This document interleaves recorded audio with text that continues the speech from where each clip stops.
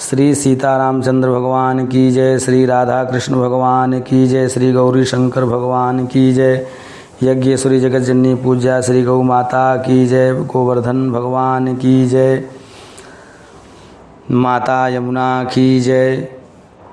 बंधुओं, आप सभी को राजस्थानी संवत्सर 9 संवत्सर गोवर्धन पूजा, यम द्वितीया, भाई दूज आदि सभी पर्वों को ढेर सारी शुभकामनाएं आप सभी को। बंधुओं, आज हम इस वीडियो में आप सभी को भाई दूज के पर्व का महात्म और बहन अपने भाई के कलाई में कलावा और तिलक किस मुहूर्त में करें, यह सब और कब यह पर्व है, इस सब का विवेचन करेंगे।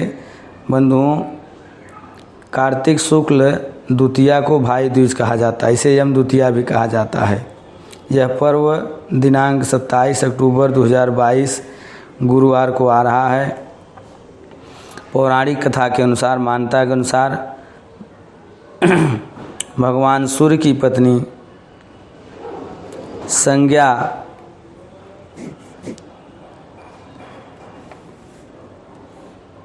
जो भगवान सूर्य की पत्नी थी, भगवान का सूर्य नारायण का इतना तेज था कि उसको सहन नहीं कर पाती थी, इसलिए वे बार बार अपने पिता के घर पे चली जाती थी। बंधुओं, ऐसा मान्यता है कि उनके पिताजी उनको डांटते थे कि आप अपने पति को छोड़ करके हमारे पास बार बार न आया करें। तो देवी संज्ञा ने सोचा कि अपने पति के तेज को सहन करने के लिए हमको तप करना पड़ेगा, किंतु इतने समय तक मैं अपने पति की सेवा किसको अर्पित करूं। इसके लिए उन्होंने अपने ही स्वरूप को प्रकट किया, एक स्वरूप को, जिसको छाया स्वरूप को, प्रतिबिंब स्वरूप को प्रकट करके भगवान सूर्य के सेवा में नियुक्त कर दी और बोली कि आप जो है अपने पुत्र और मेरे पुत्र में अंतर न करके हमारे स्वामी की सेवा करते रहना।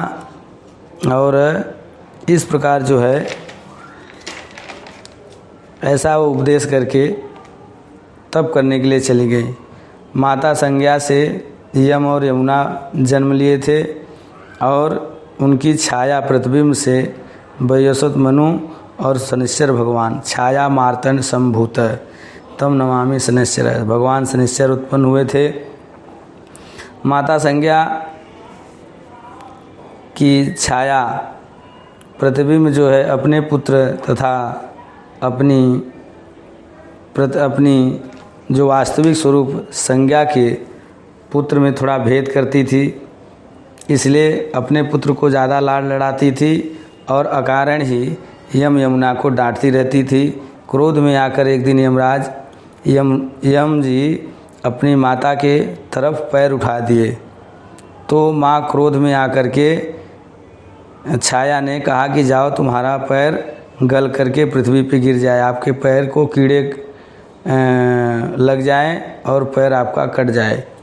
तो और फिर भगवान सूर्य से उन्होंने शिकायत की, तो भगवान सूर्य ने यम को क्रूर कर्मा होने तथा मृत आत्माओं पर दंड करने का, शासन करने का जो है श्राप दे दिया। यमुना जी ने अपने भाई का पक्ष ली, तो यमुना को भी श्राप दी थी कि जाओ तुम नदी के रूप में परिणित हो जाओ, नदी बन जाओ। बाद में सूर्य ने सोचा कि यह सब हुआ कैसे, तो ध्यान लगाए तो उनको सब पता चला कि भेदभाव का बात है। इसलिए फिर उन्होंने भगवान यम से बोला कि आप क्रूर कर्मा और मृत आत्माओं पर शासन करने वाले तो होंगे, किंतु आपको क्रूर कर्म करने का कोई दंड पाप नहीं लगेगा और आप विशुद्ध भगवान के परम भक्त रहेंगे।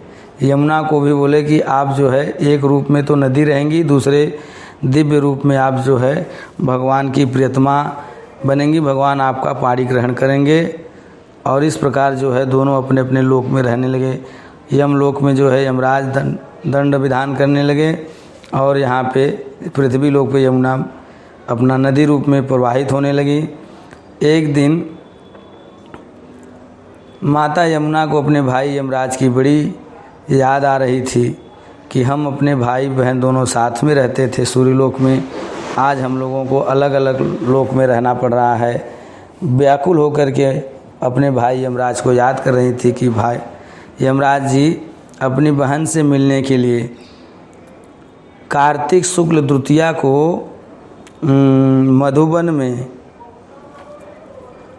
मधुबन में विश्राम घाट पर अपनी बहन यमुना से मिलने के लिए पधारे।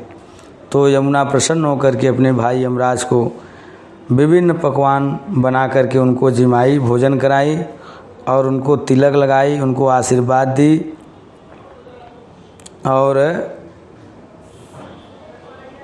तब से जो है यह यम द्वितीया का पर्व, भाई दूज का पर्व मनाया जाने लगा। तो यमुना महारानी से यमराज जी बोले कि आप हमसे वर मांगिए।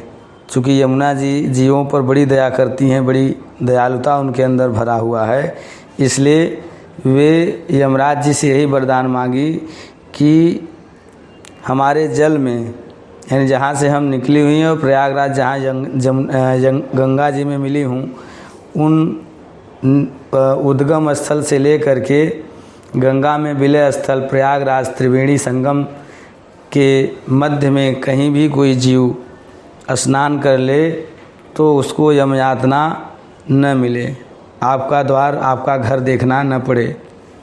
यमराज जी बोले बहन ऐसा तो होगा तो बड़ा जो है हमारे सृष्टि के विधान में बाधा आएगी, सब जो है उद्दंड हो जाएंगे, यमराज को पाप करेंगे और सोचेंगे कि यमुना में स्नान कर लेंगे तो पाप से मुक्त हो जाएंगे। इसलिए कोई विशेष विधान, विशेष तिथि तो पे विशेष आप जो है वरदान मांग लीजिए, कोई अन्य वर मांग लीजिए। तो माता यमुना बोली ठीक है कि आज के दिन अर्थात कार्तिक शुक्ल द्वितीया के दिन इस हृदय पे, इस घाट पर, विश्राम घाट पर जो भाई और बहन आकर के इस हमारे जल में स्नान कर लेंगे, वो कभी भी आपके नगर में अर्थात यमराज की पुरी को नहीं देखेंगे, ऐसा आप हमें वरदान दें। तो भगवान यमराज ने यमुना जी को वरदान दिया कि ठीक है बहन, कार्तिक शुक्ल द्वितीया के दिन जो विश्राम घाट पर यमुना जी में स्नान कर लेगा उसको यमराज के यहाँ नहीं जाना पड़ेगा, और नित्य यमुना में जो स्नान करे उसका तो कहना ही क्या। बंधुओं, तभी से यह पर्व भाई दूज का मनाया जाने लगा। आज के दिन अर्थात भाई दूज के दिन भाई को अपने बहन के घर पे जा कर के भोजन करना चाहिए, और ऐसा करने का महात्म्य स्कंद पुराण में बताया गया है कि जो उस दिन बहन के हाथ से बना हुआ जो भी भोजन है अगर भाई करता है तो वह भोजन नहीं अमृत के समान होता है, जिससे स्वास्थ्य लाभ भाई को प्राप्त होता है, दीर्घ आयु की प्राप्ति होती है। बंधुओं, इसलिए प्रत्येक भाई को अपने बहन के घर पे जा कर के, यानी भाई दूज पे भाई बहन के घर पे जाए, और एक और भाई बहन का पर्व आता है रक्षाबंधन, उस दिन बहन को भाई के घर पे जाना चाहिए, ऐसा हमारे शास्त्र में विधान है।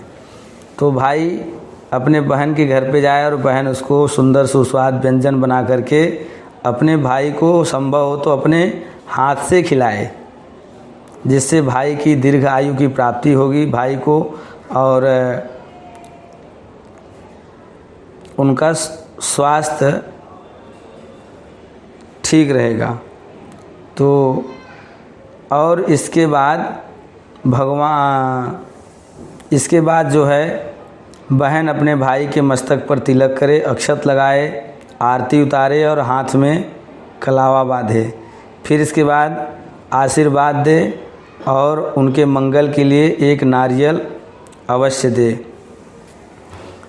और फिर भाई अपने बहन तथा अपने भांजे भांजी को जैसा उसका सामर्थ्य हो उस सामर्थ्य के अनुसार वस्त्र, आभूषण, पैसा आदि दे करके अपने बहन तथा बहन के पुत्र पुत्रियों का सम्मान करें। ऐसा करने से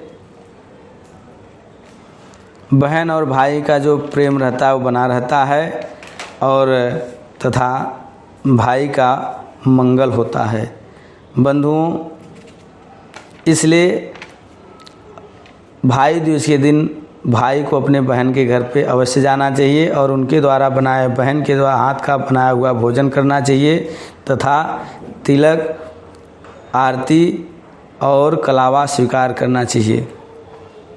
बंधुओं, अब आप हम सबको भाई दूज पर किस मुहूर्त में आप जो है अपने बहन से अपने हाथ में कलावा बंधवाएंगे वो मुहूर्त बता रहे हैं। बहनें अपने भाई के हाथ में सर्वप्रथम जो है तिलक लगाएं और जय श्री राम। सर्वप्रथम बहन अपने भाई के मस्तक पर तिलक लगाएं और इसके बाद अक्षत लगाएं, आरती करें और हाथ में फिर कलावा बांधें। मुख में जो है मिष्ठान पवाएं यानी मिष्ठान खिलाएं और आशीर्वाद दें, नारियल दें। मुहूर्त रहेगा, सबसे पहला मुहूर्त है 6:36 से लेकर के 8:30 तक सुबह में, फिर दोपहर में 12:22 से लेकर के 1:48 में और सबसे उत्तम मुहूर्त है इसमें सर्वार सिद्धि योग का भी मुहूर्त रहेगा। इसलिए क्योंकि पंचांग में सर्वार सिद्धि योग में कलावा बांधने का विशेष महत्व है। वह समय रहेगा 1:48 से लेकर के 3:15 तक और फिर संध्या में मुहूर्त आएगा 4:41 से लेकर के 7:41 तक। तो इस मुहूर्त में बहन अपने भाई के हाथ में कलावा बांधे, मस्तक पर तिलक लगाए, अक्षत लगाए और उनके मंगल के लिए एक नारियल अवश्य दे। बंधुओं, इस प्रकार मैंने आप सबको भाई दूज का महात्म और विशेष मुहूर्त और भाई बहन का जो है भाई अपने बहन के घर पे जाकर के क्या करे यह सब विवेचन आपसे मैंने कर दिया। बंधुओं, आप सभी को पुनः मैं भाई दूज का ढेर सारी शुभकामना देता हूँ। आप सभी के जीवन में, सभी लोगों के जीवन में मंगल हो और भाई बहन का प्रेम निरंतर बना रहे। इसी शब्दों के साथ जो है जय श्री सीताराम, श्री सीतारामचंद्र भगवान की जय।